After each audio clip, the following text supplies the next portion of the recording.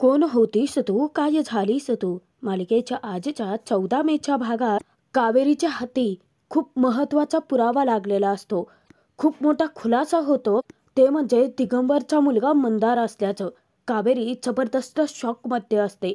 हे सत्य पचवण्यासाठी तिच्यासाठी खूप जडच असतं. मुळात तिच्या मनाला हे पटतच नाही की मंदार दिगंबरचा मुलगा असू शकतो, कारण त्याने चांगुलपणाचं नाटकच असं पार पाडलेलं असतं की कावेरी त्याच्यावरती विश्वास ठेवायलाच तयार नसते.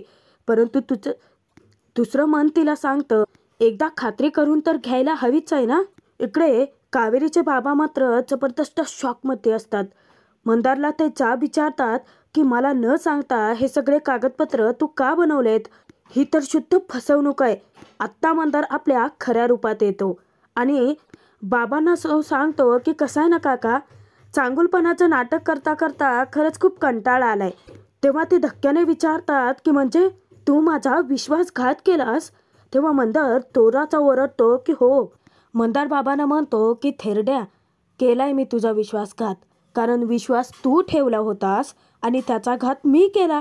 तो इतका सहज बोलत असतो की बाबा आता पूर्णपणे हादरून जातात. त्याने त्याच्यावरती डोळे झाकून विश्वास ठेवला होता. त्याच्या चांगुलपणाच्या नाटकाला ते फसले आणि कावेरीचं आयुष्य उद्ध्वस्त करायला निघाले होते. परंतु वेळीच त्यांचे डोळे उघडलेले असतात. मंदार आता इतका विकृत हसत सुटलेला असतो की बाबा शॉकमध्येच असतात. काय करावं पुढे काही सुचेनासं होतं. मंदार मोठ्या मोठ्याने बाबांनो हाका मारतच विकृत हसायला लागतो. तेव्हा बाबांना तो प्रसंग आठवतो की मंदार कसं कावेरीच्या काळजीचं नाटक करत होता. तिला वाचवण्यासाठी तो तिच्या पाठीशी खंबीरपणे उभा आहे हे दाखवत होता. मंदार मोठ्या मोठ्याने जेव्हा त्याच्या बापाला हाका मारत असतो, इतक्यात बाबांना दुसरा धक्का बसतो. ते म्हणजे दिगंबर टाळ्या वाजवत त्याच्या समोर उभा राहतो. आत्ता तर बाबांच्या पायाखालची जमीनच हादरते.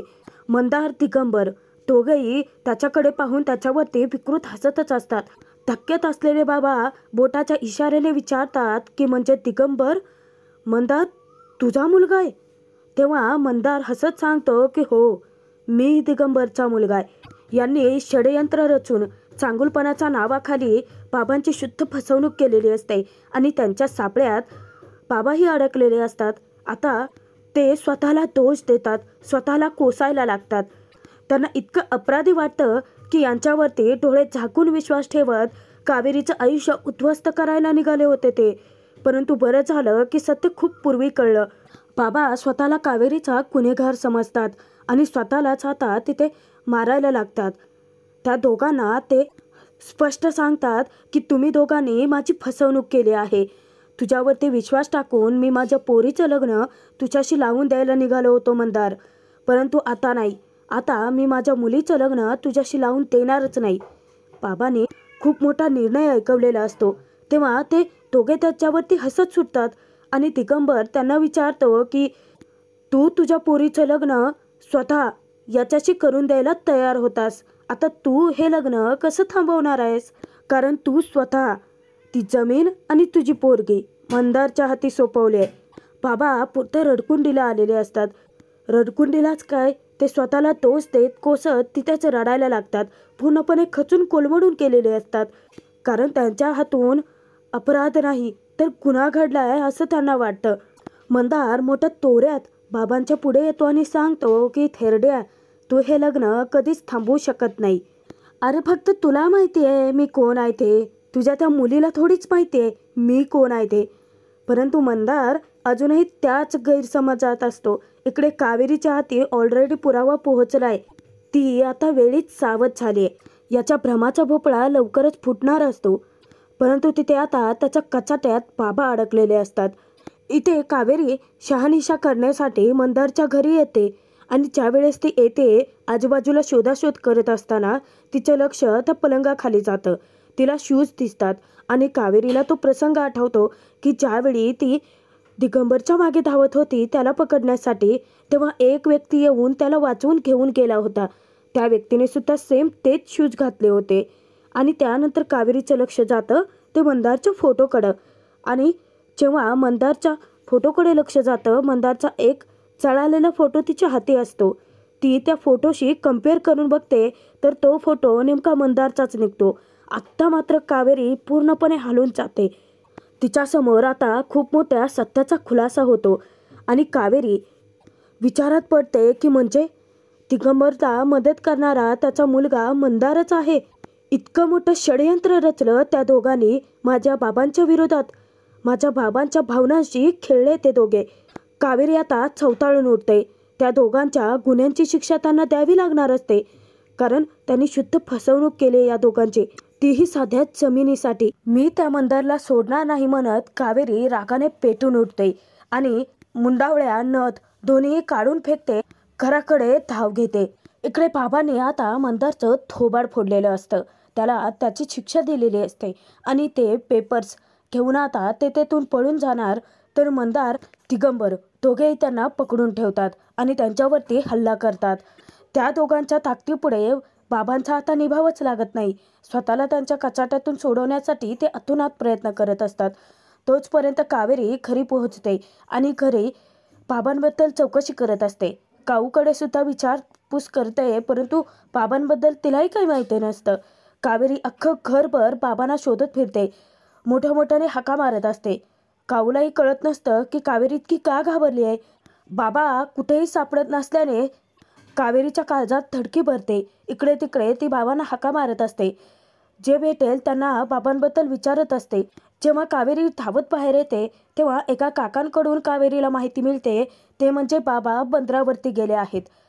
कावेरीला कळत नाही की बाबा तिकडे का गेले असावेत, परंतु काही का असेना बाबांना सत्य तिला सांगायचं असतं, म्हणूनच ती बाबांकडे धाव घेते. तरी सुद्धा इकडे मंदारच्या समोर बाबांनी कावेरीला कॉल केलेला असतो.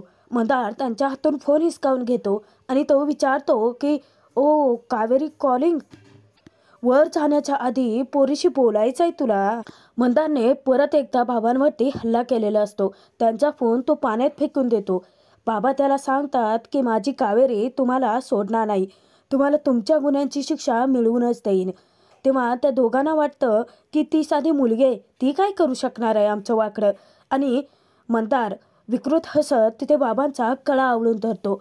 मी तुम्हाला फसलोय, परंतु माझी कावेरी तुमच्या या नाटकांना कधीच फसणार नाही. मंदारने बाबांचा गळा आवळून धरलेला असतो. दिगंबर मंदार त्या दोघांनाही आता काही घेणं देणं नसतं, कारण बाबांनी आंधळा विश्वास टाकून पेपरवरती सह्याही केलेले असतात. जमीन मंदारला मिळालेली असते आणि त्यांचं काम फत्ते झालेलं असतं. मग आता बाबांना सत्य कळलंय. गावात बोबाटा झाला तर या दोघांना गावात राहणं मुश्किल होईल, म्हणून त्यांनी कावेरीच्या बाबांना मारण्याचा प्लॅन रचलेला असतो. जेव्हा ते बाबांचा गळा आवळत असतात इतक्यात देवकृपेने कावेरी तिथे पोहोचते. कावेरी बाबांना चोरचोराची हाका मारतच आलेली असते. ती हाक ऐकू येते मंदार आणि दिगंबरला. दोघांच्याही काळजाचा ठोका चुकतो, परंतु कावेरीला पोहोचायला खूप उशीर झालेला असतो. त्या दोघांनीही केव्हाच बाबांचा गळा आवळून त्यांना कायमचं संपवलेलं असतं. आता इथे सुद्धा नीच नालायक मंदार आणि दिगंबर या दोघांनी पुन्हा एकदा षडयंत्र रचलेलं असतं. आत्ता रचलेलं असतं ते कावेरीच्या विरोधात. त्यांनी जबरदस्त प्लॅनिंग करून बाजी फिरवलेली असते. दोघांनीही बाबांना डोंगराच्या ठिकाणी ठेवलेलं असतं की जेणेकरून आळ सगळा कावेरीवरती जावा आणि त्यांचं प्लॅन आता फत्तेही होणार असतो. कारण जेव्हा कावेरी बाबांना चोरचोराच्या हाका मारत शोधाशोध करत असते, नेमकं तिचं लक्ष जातं तर तिच्यासमोर दृश्य दिसतं. ते म्हणजे बाबा खूप उंच डोंगरावरच्या भागात झाडाला डोकं टेकवून बसले आहेत. ते तसं दृश्य त्यांनी निर्माण केलेलं असतं. कावेरी धावतच बाबांकडे जाते आणि बाबांना सांगते की हापूस, अरे तुझ्यासमोर मला खूप मोठा खुलासा करायचा आहे. ते मंदार आणि दिगंबर दोघेही खूप नीच आणि नालायक आहेत. तो मंदार दिगंबरचा मुलगा आहे. त्याने आपली खूप मोठी फसवणूक केली आहे रे हापूस. आणि कावेरी बाबा काहीच बोलत नाहीत म्हटल्यानंतर जेव्हा बाबांच्या खांद्यावरती हात ठेवते तिथेच सगळा डाव कावेरीवरती शेकतो. कारण बाबा तिथून आता चोराचे खालती कोसळतात आणि पडतात ते डायरेक्ट डोक्याला जबरदस्त मार लागतो आणि बाबांचा कायमचा जीव जातो. कावेरी पुरती हादरून जाते, अगदी सुन्न होते. तोपर्यंत मंदारने षडयंत्र असं रचलेलं असतं की कावेरी बाबांशी बोलते इतक्यात गावातील सगळ्या लोकांना तिथे बोलावून घेतलेलं असतं. अगदी उदय काऊला सुद्धा. जेव्हा अख्खी गावातले लोक धावत तिथे येतात, ते दृश्य पाहतात, तेव्हा त्यांच्याही पायाखालची जमीन हादरते.